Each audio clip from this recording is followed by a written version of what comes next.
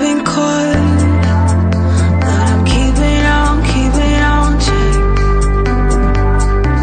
And I've been torn, but I'm keeping on check. And I've been broken, but I'm keeping on check.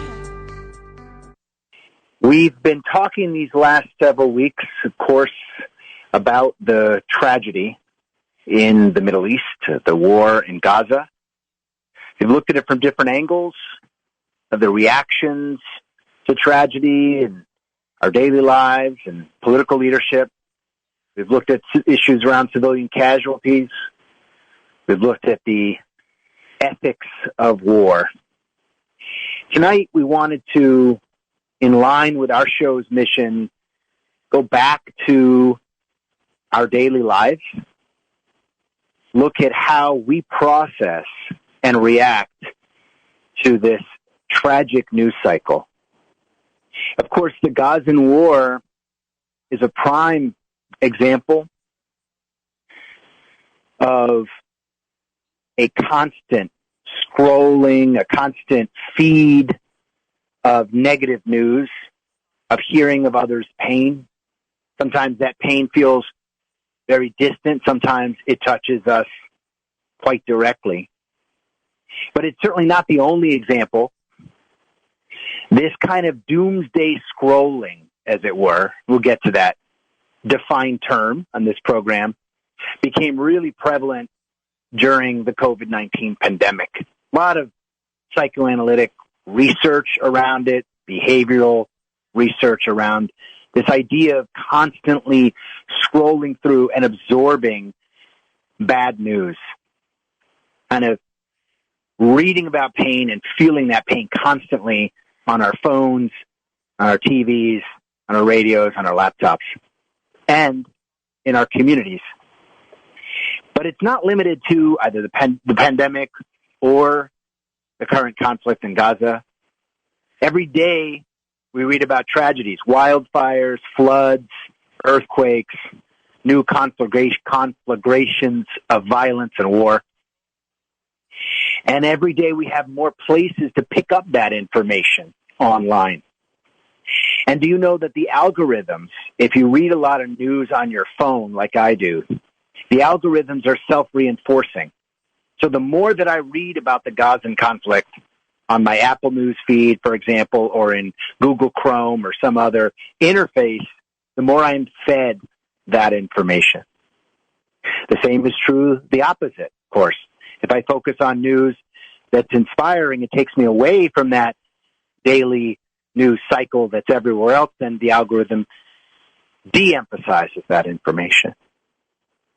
And so what we end up is kind of in a situation where it feels like we're toggling between extremes. Either we are caught in what psychologists call a doomsday scroll pattern, where we feel like we need to know more and more and more about the horrible circumstances of others, or we put our head in the sand and we avoid negative news, maybe as a way to regulate our own mental health or reduce our anxiety. I'm sure if you're like me in your daily life, you confront this not only for yourself. Should I be reading on this? Should I be obsessing about it? Should I read something else to kind of pick me up? Is that okay? Does that mean I don't care about someone else's suffering? You ask it of yourself, but then it also can bother you when you see the behavior in others.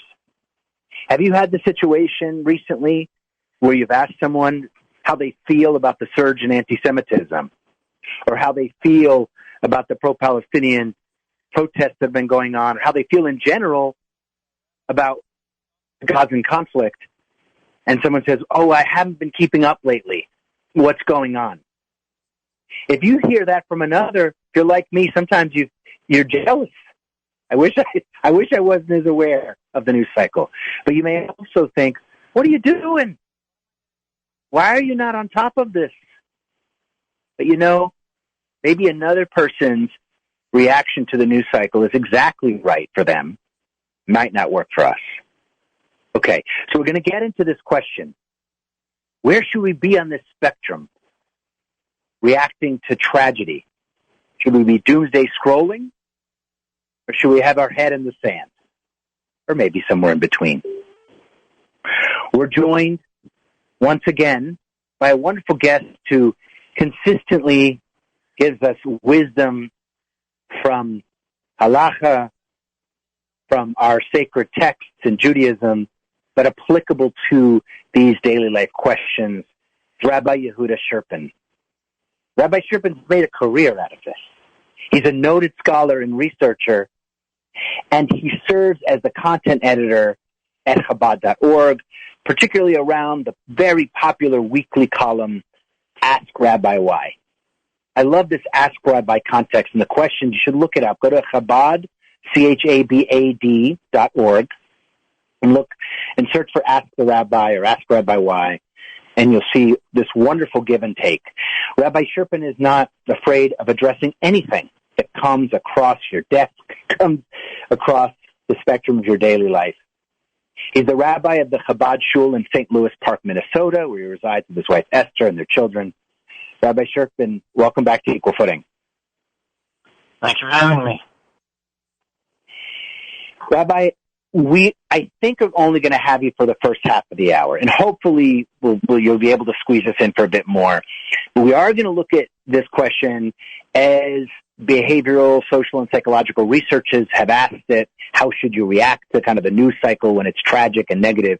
But I want to start, and actually I should say here that I've asked our wonderful producer, Leah, who's a psychologist and looks at these issues as well, to join us. So she may be asking you some questions and helping us also kind of coalesce and digest this stuff through the context of social psychology. But I want to start, Rabbi, by just asking whether there's any halachic guidance.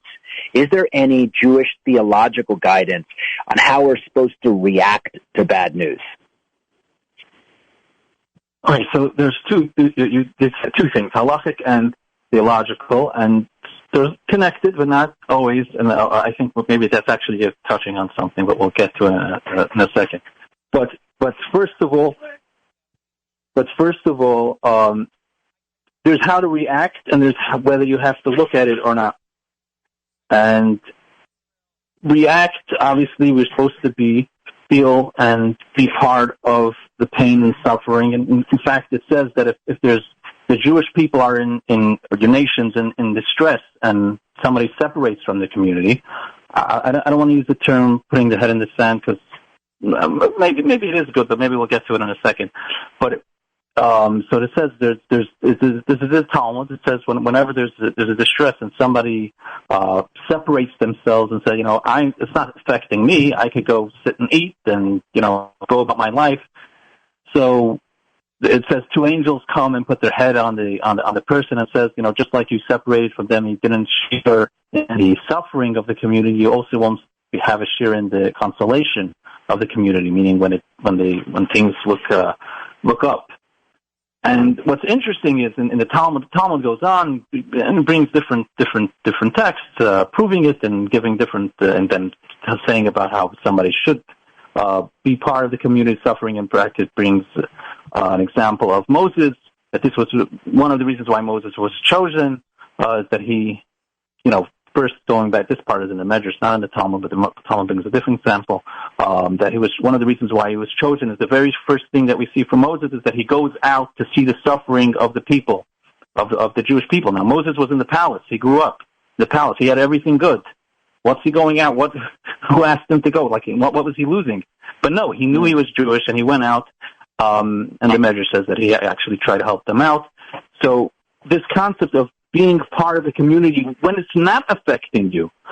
In fact, it says, the Talmud even goes on to say, who's going to testify whether I was part of the community suffering or not? Who knows about it? So it says, gives an example, the walls of the house and the beams are going to testify after the person passes away, which obviously is a metaphor.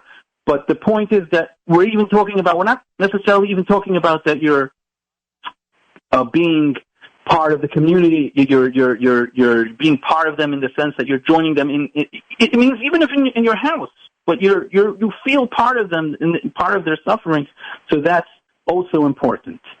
So that's one thing that a person has to. You do have to feel part of the community. If there's a tragedy that happens, you have to feel part. Rabbi, let me stop you there for a second and seize in on this distinction between tragedy that is happening within a community and out. So I think for the Jewish diaspora globally, for us, almost to a last person, we feel connected to the tragedy going on now, to the loss of life, to the generalized anxiety and pain. Now, some of us, we have different political views on it. Some people are more focused on an aspect of the conflict or another, but it would be hard to find, I think, a Jew in the world who wasn't in some way or another focused and acutely aware of what's going on right now in Gaza. But during this same period, over the last 6 weeks or so, there have been other global tragedies. You have, for example, of course, the ongoing Ukraine conflict. You've had the wildfires in Maui. You've had these earthquakes in Afghanistan where thousands of innocent people have died. Is there a different responsibility, Rabbi, that we have to be aware of on top of the news feed? I'm talking ethically or from a halachic perspective. Are we supposed to be more focused on being aware of the tragic news within our community as we define it, or are the lessons universal, whether or not that tragedy is occurring within a community that one feels a part of or not? Well, I would say, in one sense, obviously, it's global, but in another sense, let me, ask a simple question: if there's a tragedy befalling somebody's family, as opposed to a tragedy that happens to someone else, you obviously feel more connected to a tragedy that happens to your family. So you're gonna be. That doesn't mean that you ignore what's happening, other tragedies. But this is all about empathy, and so on about the tragedy. Now, the question is how much on top of it you should be. Obviously, the more connected to it, the more on top of it just naturally that you'll be. But I think this is a good. In other words, obviously we feel for everybody, but the question is about being on top of it. Now, too much bad news is also not good. You should be aware of it, but then also the question comes: are you somebody that's able to do something practically about it? What is your role in all of this? And I think this really leads into the next question. Rabbi, before we go to the next question, though, I'm not so much asking you what the emotional reaction is, because I think it would be hard to find a listener that wouldn't acknowledge that a tragedy that happens within your own family, God forbid, you're going to be more emotionally attuned to, or your closer community are more emotionally affected by. But I'm wondering from like an ethics perspective and a Jewish theology perspective, I mean, is all life equal? I mean, should we be equally focused, or maybe not focused for our own mental health, on bad news from anywhere that it may come? Right. So that is an important thing. In other words, I think you can't divorce the mental health. If somebody, in other words, it is not healthy to be focused on bad news. Now, if it's relevant to you and so on, sometimes, unfortunately, there is bad news. But to be focused on bad news is definitely not the way to go about it. In fact, it'll have the opposite of effect of what you're trying to do. In other words, you feel that you're accomplishing something by being on top of the bad news, while really the bad news is accomplishing what it set out to accomplish by you being on top of the bad news. Right. Rabbi, we're going to need to take our first break, but I appreciate you helping us guide through it. If you're listening to the program and you're thinking it's an obvious answer in your life, I know how much of that information I need to digest or not, I would ask you to think again, because there's, on the one hand, so much more of a need for correct factual information around some of these tragedies, these hotspots in the world, so we can parse out myth and we can parse out bias and prejudice and bigotry. So we need people to be more aware. And on the other hand, as you just said, Rabbi, and I think so many of us intuitively feel, if you're too focused on it, it almost achieves its end globally. We become depressed. We become unable to function. So we're talking with Rabbi Yehuda Sherpin about our reaction to tragedy in the news cycle. Do we doomsday scroll, which is a term now used in psychology, it kind of came into vogue at the beginning of the pandemic. We're focused all the time on reading about the deaths, reading about people succumbing. Or at the other extreme, do we need to sometimes kind of put our head in the sand or say, I'm proactively going to ignore this news? Participate in the conversation.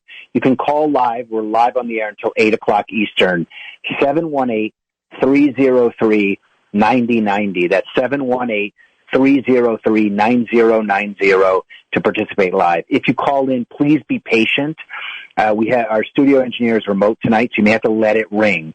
If you're having trouble getting on the air, you can always send a text question or comment to Rabbi Yehuda Sherpin, or give us your kind of reflections on this issue. 917. This is the number just to text or WhatsApp or iMessage or whatever. Don't call this number, please. Just for written communication. 917-428-4062. That's 917-428-4062. We'll be right back. I'm not afraid to take a stand, everybody, come take my hand, we'll walk this road together, through the storm, whatever weather, cold or warm. Equal Footing is brought to you in part by Mechanical Art Capital. Mechanical Art Capital is a super easy way to get cash for watches. If you're a watch or jewelry dealer or you're a watch collector and you need some cash for something, need to get funds, even overnight, 2 days maximum, you can do that through Mechanical Art Capital. You don't even have to sell your watches. You get them bought from you at a reasonable price, and then you have a time frame you can buy them back. So it gives you some bridge financing if you want to expand your business or anything else you might need the funds for. How do you do it? Go to your smartphone, your Android, or your iPhone device, and just put in these 3 words into the App Store. Mechanical Art Capital. These are 3 separate words. Mechanical Art Capital. You can go download the app. Take you just 5 minutes. You upload some pictures or videos of your watches. Within a couple hours, you get a bid for the purchase of them, and then you get your money the next day. You can also go to mechanicalartcapital.com. And you can use the appraisals you get from Mechanical Art Capital for your insurance as well. I'll give you the number to call, too, if you prefer to talk to them by phone. That is 833-209-0972, 833-209-0972 for Mechanical Art Capital's easy financing program for your watches. I've been caught, but I'm keeping on check. And I've been told, but I'm keeping on. Rabbi, thanks for being patient there. We interrupted you. Were you able to hold your thought? Yeah, I'm here. All right. Hello? Yeah. Shoot. Go ahead. Okay, so I was going to say, it's actually interesting because we're actually, obviously what brought this topic up is the situation in Israel, the war going on there. So it's actually, I don't know if you call it ironic, but in the Tanya, Rabbi Shneur Zalman of Liadi, was one of the classic Hasidic works. So he actually brings an example from a war explaining how important it is for people to be joyous and not let things pull them down, which is really essentially what the problem is when you doom scroll. You're just being fed bad news, and you're going to eventually going to fall into depression, and you're just going to be sad and upset all day. So he actually brings an example when you have 2 opponents, 2 people wrestling, 2 people fighting. You have 2 countries fighting, right? So if one of the people is fighting, feels down, they're lazy, they feel down, they're going to be beaten. The other side is going to win them. So he's bringing this as an example, actually, to our fighting our evil inclination, our Yetzer Hara, as it's called. That if you're feeling upset, depressed, so that causes the person to be lazy, and he's sad, so that dulls the person, makes him like low down, like earth, and so on. And the other side will always automatically win him, meaning the evil inclination. But the same thing, he's actually bringing an example of a war. Someone going out to a war physically, if everybody's sad and in a bad mood, then feeling upset and down, they're not going to win, even if they're stronger. The only way to be victorious is to be in a good, positive mood. And you see this practically, and this is also in our own daily lives. If you're pulled down, you're in a bad mood, you don't accomplish anything. You have to be in a positive mood.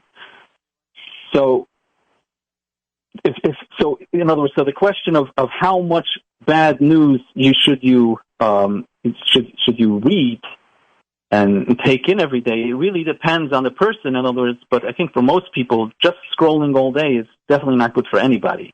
There might Rabbi, be this different is people. a little bit off topic, but driven by that point. Is it okay, in your view, for a community that's being affected very directly by this tragedy, whether it's the Jewish diaspora globally or even the Palestinian diaspora globally, is it okay to kind of put it aside and celebrate? Is it okay to go dancing? Is it okay to kind of, kind of put it out of your mind, maybe even, proactively or very consciously, and be in a good state of mind? Or is it, in a sense, that disrespectful of the pain that others in the community are feeling? So I think that goes to the first point, and the key question that the person has to ask is, why am I putting it aside? If I'm doing this, in other words, joy doesn't mean frivolous, just abandon and so on.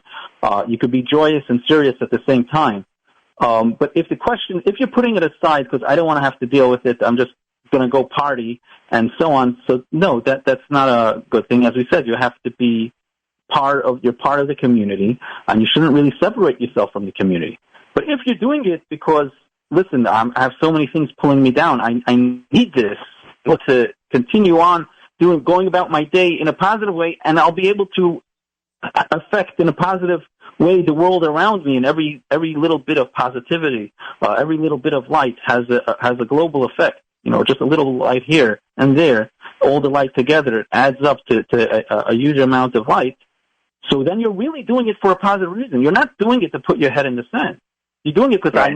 I need to do this to function. So it's really a question that you have to ask on an individual specific basis. Why are you doing that? Like so many things in our spiritual life, you're saying, if I hear you correctly, that it's not just about what's going on in the surface, it's about your motivation. Right.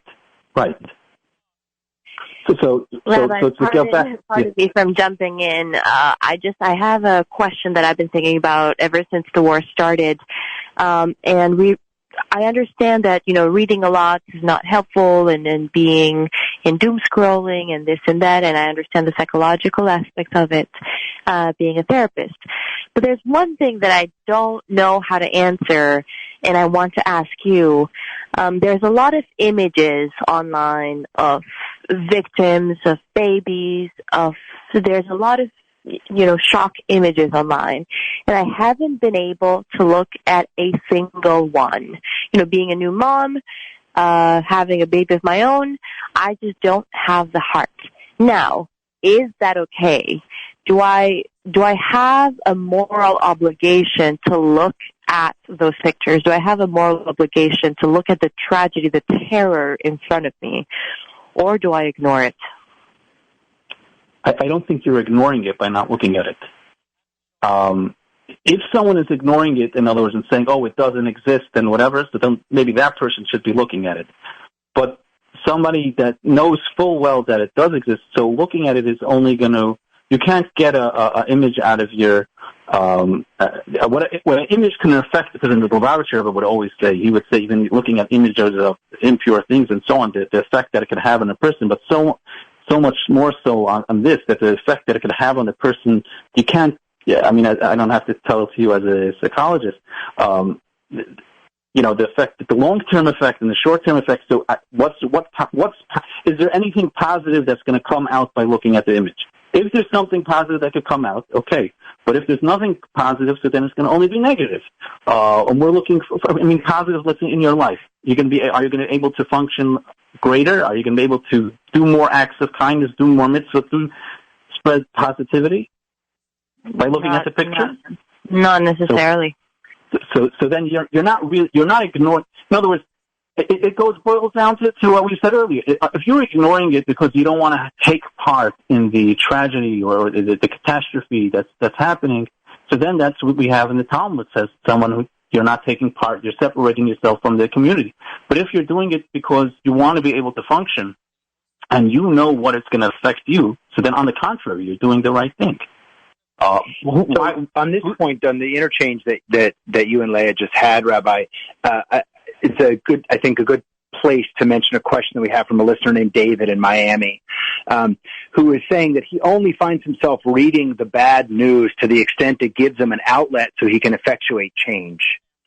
And I think that is something that we kind of covered a little bit in one of our pregame conversations, and I resonate with that message because if I'm reading the news and I just start going kind of spiraling, and sometimes that's dependent on the mood that I'm in when I open the phone or I open the TV, or even the time of day, or if I'm reading to see, for example, if there's an organization that I can contribute to, or there's a rally that I can go to, or there's something that I can read that would help me console someone else. And I'm not saying that I'm good at that. I'm just saying it seems to me like that's a huge difference as to how you're interacting with that bad news.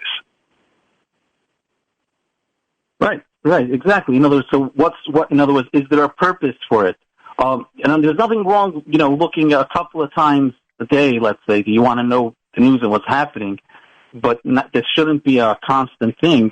You shouldn't feel guilty. On the contrary, they call terrorists because they're trying to cause terror. That's what their goal is, right?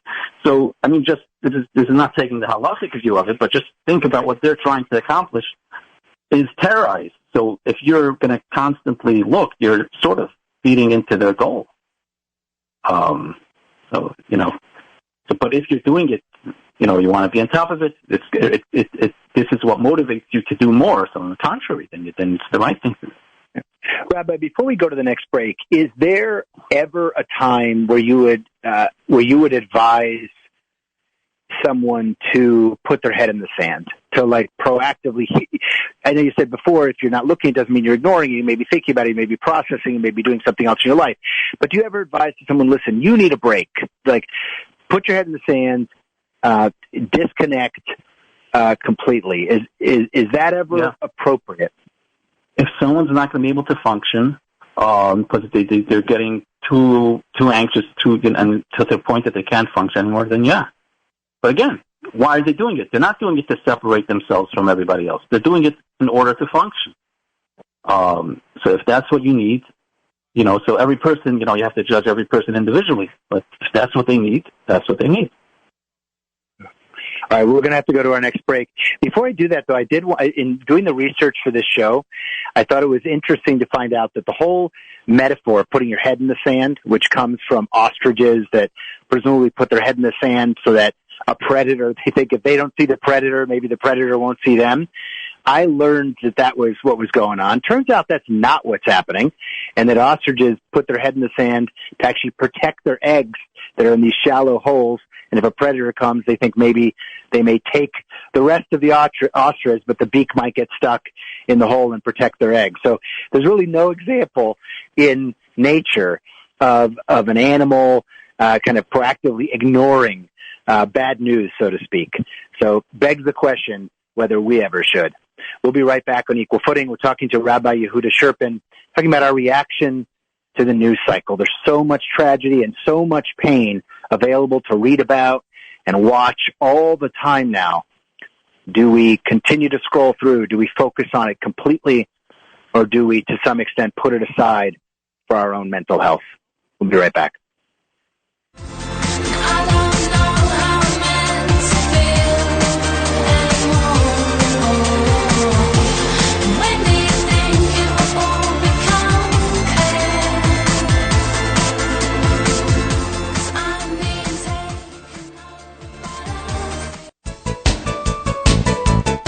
Equal Footing with Dove Tusman is sponsored by MDCS Dermatology, your experts in skincare.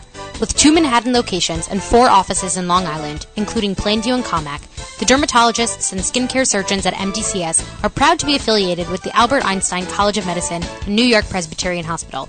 So schedule your next skin exam in one of MDCS's convenient New York area locations. To make an appointment, go to www.mdcs.live or call 212-661-DERM. That's 212-661-3376. You could even schedule a virtual video visit with MDCS's board-certified dermatologists from the comfort and safety of your own home. So go to www.mdcs.live or call 212-661-3376. And don't forget to mention Equal Footing for 15% off all cosmetic procedures. I've been caught, but I'm keeping on check. And I've been taught, but I'm keeping on. Rabbi, you're back on. Michelle in Brooklyn asks or makes the comment that she often feels guilty because she feels more connected to some bad news than others. When I read about something where suffering may touch a neighbor, for example, I feel it's my own. When I read about the same exact suffering across the world, it doesn't feel like my own. Obviously, we all feel this, right? And it's true. Is there something to the guilt that Michelle is feeling, Rabbi? I share that, and what do you say to Michelle? Okay, so what I would say is, the question is the guilt making you feel to say, oh, I shouldn't be in other words, it all boils down to, is the guilt, am I feeling guilty and therefore I say, oh, I shouldn't really feel so bad about what's going on here because I don't feel about what's going on there? Or is it, oh, I really should be also have this empathy for the other people that are suffering as well? I think and it's maybe the you latter. should, but right. No, Based on the I listener's comment, it sounds like the latter. No, I understand, but I'm saying a person should first ask themselves that question. But in the end of the day, we're limited, and if we would have the same guilt for we wouldn't be able to function. That's what I would. Yes, just jumping on that, Rabbi. Playing the devil's advocate here for a second is, as human beings, we have the emotional capacity for only so much. There's pain and suffering and tragedy constantly going on in the world, and we're just not capable of feeling everything or of empathizing for every single tragedy that is going on. We have a limited resource that are emotions that are like coping mechanisms. So even though we feel guilty for not feeling others' pain, that's actually quite normal. I don't know why that's the devil's advocate. I think that's actually the positive thing. I think that's what you're saying. That's how it is. In other words, at the end of the day, we have to be able to function and do positive things in the world and our lives. And if we would constantly be looking, there's tragedies every day. I mean, I don't mean it in a to be in a flippant way, but we would just be tied down and we wouldn't be able to function. I'll try to play the devil's. Maybe I'll do a successful devil's advocacy here to both of you. Then, I think that I feel Michelle's guilt, and I think that there is value in maybe even trying to feel the other's pain more than the pain that's in our community. And there may have some listeners that get upset for me saying this, but I think that there is so much awareness, for example, of the pain that the Jewish community is feeling globally, that at times if we force ourselves to feel more empathy for the other, so to speak, it may have a salutary effect. I mean, it may allow for a better outcome. So maybe Michelle is right. Maybe she ought to actually be focused more on the pain across the world in her question than the one that her neighbor might feel. I would say two things. First of all, I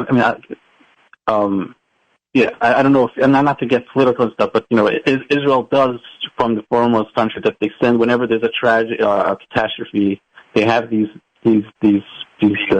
units that fly down, and they do emphasize with others. But I would say the other way: if we don't have empathy for our brethren, Who will? That's just the sad fact. So somebody has to do it, and then that's us. If you yourself don't worry about your family, why would other people worry about your family? Mm-hmm. So we have to start there. It says when it comes to charity and so on. So the halakha says we do have to take care of everybody. We're not saying not to emphasize and not have sympathy and help out everybody else who we can. But then there's the priorities about where do you start? I can't do everybody. Where do I start? So you start with your siblings, and then you go to your extended family, your city, your country, your nation. That's how you have to have a hierarchy, and you have to prioritize. That doesn't mean that you ignore what's going on. It doesn't mean you put your head in the sand. And it doesn't mean that you try to help them out, but you can't feel guilty of why do I feel more about my family? Because they're my family, and if I'm not going to worry about them, so why should someone else care about them? So based on the area code, I think the next comment I'm going to read from our listener comments, last question, is probably somewhere in northern New Jersey. Amit writes that we're asking the wrong question. You shouldn't be putting your head in the sand. You shouldn't be doomsday scrolling. You should be educating yourself, which is somewhere in between. If you educate yourself and you know the facts, then you can have an impact. Then you can sway others. Then you can change minds. Yeah, fair enough. Fair enough. Mm-hmm. But I think Amit, that if you're listening still, we made the point that those were extremes. I don't think that, Rabbi, I don't think that you're advising that we doomsday scroll or put our head in the sand. You're right. We're talking about. You have to find a healthy. Right. Okay. You have to find a healthy medium, and for each person, that would be somewhere else. Just to get back to what we were saying about the importance of joy in our lives and to keep us going, which I think will illustrate. There's a famous saying, some is attributed to the Baal Shem Tov, or it was a student of the Baal Shem Tov, Rabbi Karlin, student of a student, but he said, being joyous is not necessarily a mitzvah, a commandment, but what it could bring to the greatest commandments. And being sad is not necessarily a sin, but sadness could bring you to the greatest of sins. So, and this is something that every person has to really, in other words, we're trying to figure out exactly how much is good, whether it's in the middle, whether it's educating, or doomsday scrolling, or putting the head in the sand. And it's really for each person, it might be a different amount for each person, but really you have to know if this is going to bring you to sadness, so then no, you stay away from it. If it's bringing, and the sadness to the point that it's depression, not just you're sad at what happened, but to the point of depression. Then no, you don't do it. But if you have to have joy. You have to have joy. Even in light of everything, you still have to find joy. I think Amit makes a good point as it pertains also to educating our children. That, we pose the question on the program as if it's just about our own mental health and about how we handle the news. But we have a broader responsibility as well in getting that education that Amit is referring to, and making sure we have the relevant facts so we can educate our children, whether they're, God forbid, subject to bullying or bigotry, or, God forbid, whether they take on some perverse view of others because we haven't educated them. So it's, I think, a fair point. I would just add... By the way, just to correct Dove, because I love doing that, it's doomscrolling, not doomsday scrolling. Right, it's not just about doomsday. Yeah. I don't know why I got that stuck in my mind. And now I got the rabbi saying it. So it's the psychological term is doomscrolling? Doomscrolling, got it. Sorry, Rabbi, go ahead. No, so I was just going to say that every person in their roles in their life, they have different roles. So let's say, example, you have a platform, let's say. So you have let's say, a responsibility. You're in a position to uplift people. Or someone else is in a different position. They could in a position to help people out, maybe with their money, whatever it is. But someone is maybe in a different position. So them just, in other words, so you may need to know more news than someone else, but you also have a responsibility if you're in that position to uplift people, inspire people, and not just sit. I know it was a question that came up or maybe before the show, about do we only focus on the negative, or do we focus on positive too when there's negative going on? And I think part of there's actually a story in the Talmud. Rav Broka, he was was a sage in the Talmud. He's in the marketplace and he meets Elijah the prophet. This is Elijah the prophet says he became an angel, and he meets him there. He asks him, "Is there anybody here in this marketplace that's destined for the world to come?" So Elijah turns around and he says, "No." Then shortly afterwards, he sees there's two men coming to the marketplace. And Elijah turns to Rebecca and says, "Oh, those two people are destined for the world to come." So he goes over to them and asks them, "What do you do? What do you do for a living?" So they answer, "We're comedians. When we see people are sad, we liven them up." They were jesters, but they did it. They saw people sad. They brought them happy. So, in other words, that's who was destined for the world to come. We don't know about anybody else in the marketplace.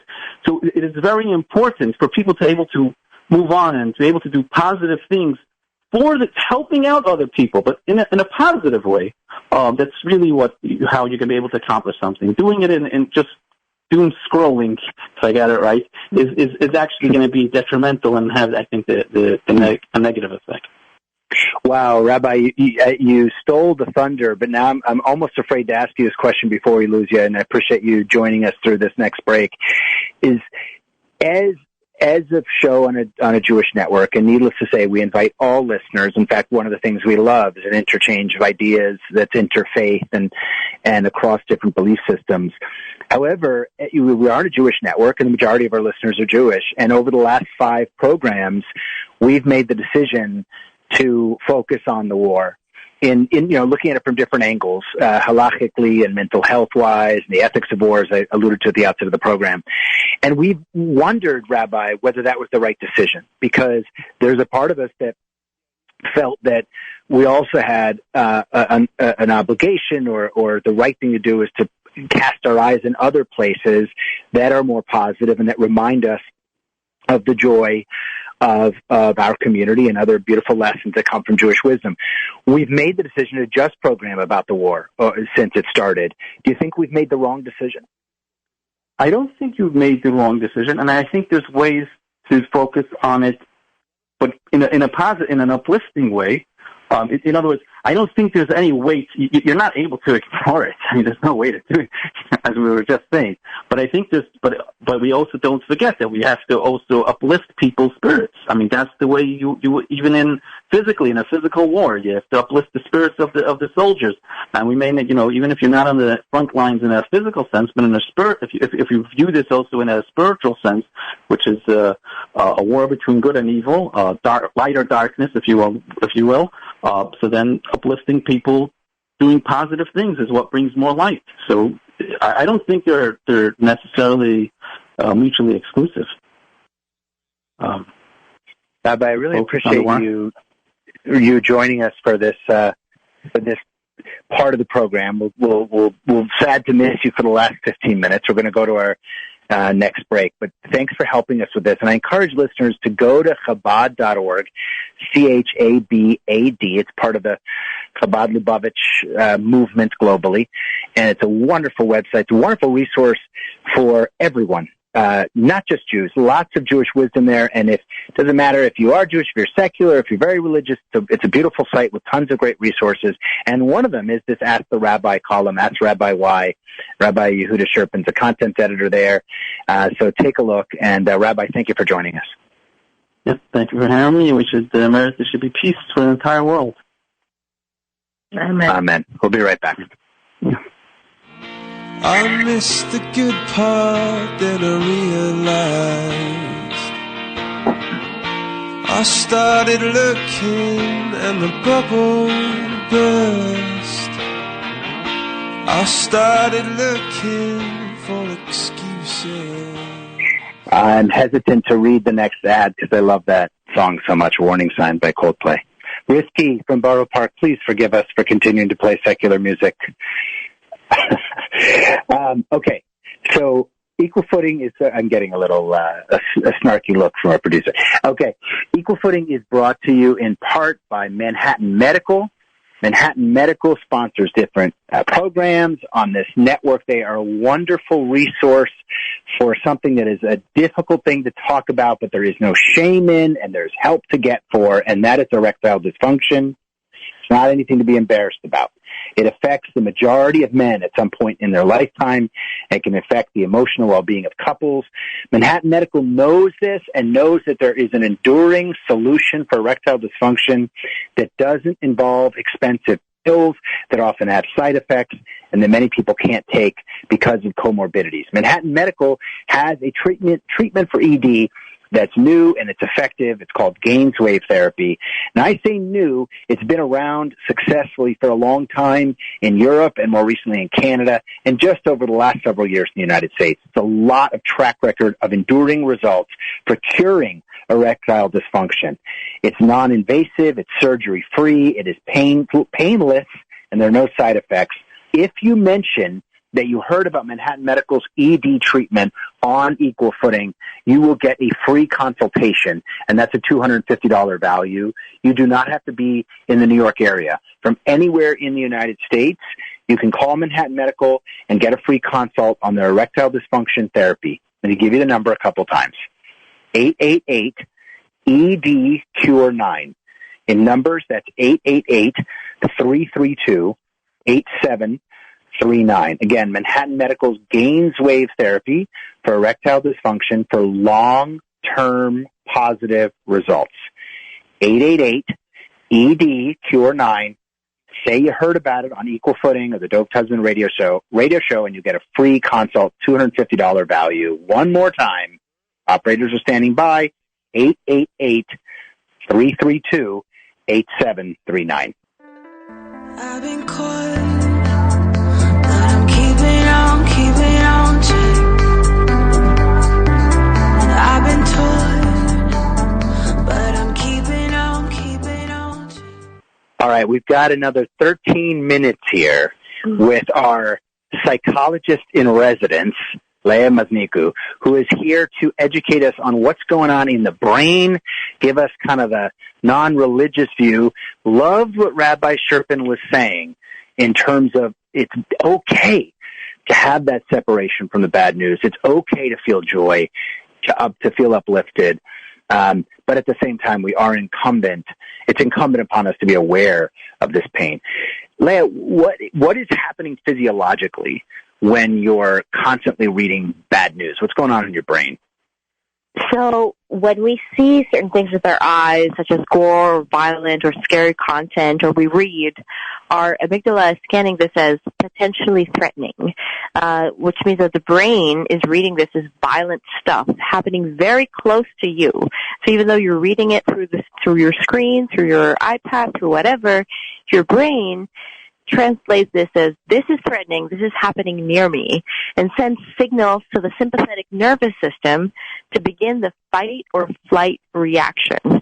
Your heart beats faster, your blood pressure increases, your pupils dilate. You're in danger, basically. So you're saying, even though I'm reading it on my phone, like evolutionarily, we're not yet set up as humans to really understand, like intuitively or brain chemistry wise, that this isn't actually real. Like it actually affects us at some level as if it's a real threat right now. Correct. It's primitive. It's an instinct. It's something within us that is not logical, but it's what makes many people enjoy scary movies, for example, because it's like me, like you, because you enjoy the thrill, the rush that it gives you. I can't remember the term now, maybe you remember, but we've been wanting to do a show for a long time, and now this is a spur to actually do it, on the effect when you listen to comedy or you watch comedy and they talk about they make a joke about something that's actually painful, and that's like a big part of comedy, that's actually somehow effective for us, it's good for us because we're able to like see things that we should avoid or take light in pain and therefore be able to navigate life more easily. Playing devil's advocate, is that true here too? In a sense, is it good for you to read about bad news and then to be able to cognate, like think, okay, now I logically know that's not happening to me directly, and does it allow us to navigate life more effectively? Yes and no. No, because the news is real, right? Like, there's tragedies out there. People are dying. People are suffering. There's pain. So just because you cognate that it isn't happening to you doesn't mean that it's not happening. And it's a defense mechanism to compartmentalize it and put it in a drawer where it doesn't affect you. Now, that being said, defense mechanisms aren't bad, and it's an overwhelming reality that we're currently in. So it's also, healthy in a small way. I want to ask you a couple questions that I think are tough ones. I didn't think were right for the rabbi exactly. One of them is there's some odd gender splits and demographic splits around doom scrolling. So men, for example, are substantially more likely to doom scroll than women. I'm going to get to some other things. But let's just stick with that one. Why is that the case? Well, psychologically, I don't necessarily know why, but I can put on my evolutionary biologist hat on and say that men are more geared towards response to violence and pain. It's more instinctual to them, whereas women are more likely to want to avoid such things. There's probably a whole show to do on that.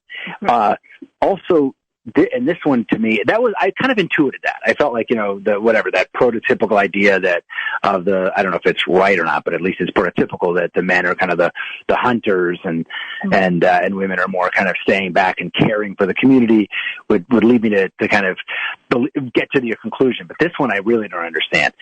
Younger people are more likely to doom scroll and focus on negative news than older people. Is that just like that?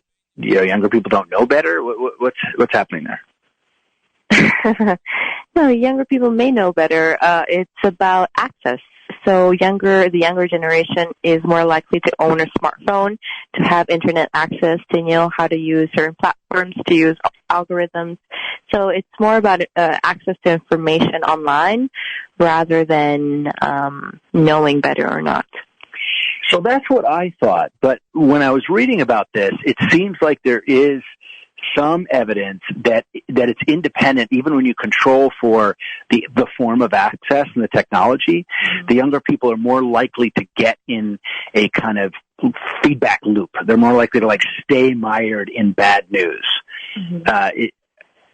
Again, is that just because you get older, you get better coping mechanisms, or is there something around the psychology of the brain when you're younger that allows you to be more focused on tragedy or pain? Not that I'm aware of, but as you get older, your filter is stronger when it comes to emotional stimuli. So let's say you read constantly bad news, your emotional, your defense mechanisms are stronger and more in place than when you're younger. And also, the teenage brain is such as it seeks pleasure and avoids pain, but then that pleasure can also be a reinforcing habit because you feel a certain emotion and you read news to that kind of approves of said emotion. Like you feel sad, you read sad news, and it's constant loop. So you're seeking pleasure, so to speak, but it's not really pleasure. It's more anxiety. This is so fun. Just I get to pepper you with these questions as we get towards the end of the show. And I don't mean to make light of this topic because this whole idea of how we react to a tragic news cycle is serious stuff, and it's affecting all of us right now. But I'm going to try to make light of it anyway because the rabbi gave permission. Mm-hmm. So you make fun of me sometimes for being I think I'm kind of an introvert that's adjusted to be an extrovert. You think I'm an extrovert. But the studies are pretty clear that people that are extroverts have more proximity and affinity for positive news. And in this, I'm quoting from a study by behavioral psychologist Canley, another one by Costa and McRae, another one by Sharma, published in a variety of academic journals, and that introverts are more prone to doom scrolling and have more affinity for negative news. What is that about?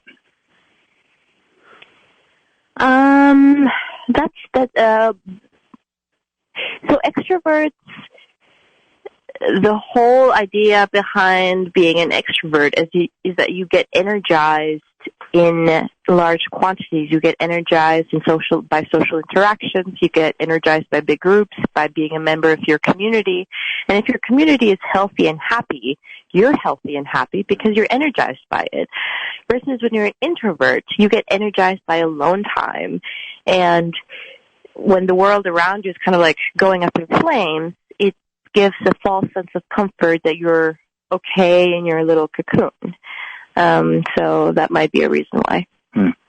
Again, probably a whole show there. I think that, we thought a lot about doing this show tonight as we come up here on the hour, and I think we process information in different ways. I tend to, it may not be intuitive to listeners having heard the questions and comments over the last hour, but I tend to get very, very deep in the news cycle, and especially with the negative news cycle, I feel like it's my obligation to understand and go as deeply as I can into the pain of other fellow human beings, to the point that I get annoyed, certainly disappointed, and at its worst, upset when others, I feel, are not paying attention to that news cycle. Not just the Gazan conflict, which is, of course, preeminent, but also the natural disasters and mass shootings and other things that are going on. I kind of feel like it's our obligation to be aware of that. And if we're not really feeling that pain, then we're not going to effectuate change to prevent other tragedies in the future. If you were, just to wrap this up, I'm sure I'm not the only one who feels that way. If you were my psychologist, I mean, is that okay? Am I right to some extent to be disappointed or annoyed, upset with others kind of not paying attention as they could or should to the negative news cycle? I'm going to start with a blanket phrase that every feeling is valid, but at the same time, your desire stems from seeking the world to be more at peace, more beautiful, more in harmony, and your frustration lies with people not being able to see that vision that you have that others might share. And it makes you frustrated, and it makes you feel alone in your goal of having this like harmony in the world. So yes, it's very healthy to have this idea, to want to be engaged and active, and to have justice and to have balance. But unfortunately, human beings are complex, and it's never that easy. But your feeling is very valid. Well, thank you. And on that note, thank you for listening over this past year. This next week's show is going to be our annual Thanksgiving show. We're going to be talking about our own personal gratitude. That'll have to take us to some extent out of the negative news cycle. It's said that if you feel gratitude, this is often, psychologists often point out that if you feel gratitude and you even write down a gratitude, it's very difficult to feel depressed. That the two emotions don't really coexist. So hopefully over this next week, we will explore the things that we feel grateful for, even in these times of trouble. We'll catch you next week. Thanks for listening. Don't let yourself go.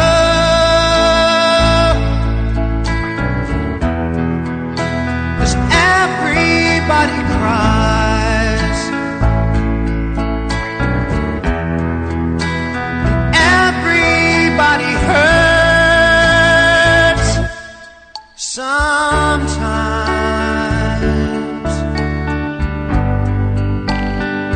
Sometimes everything is wrong.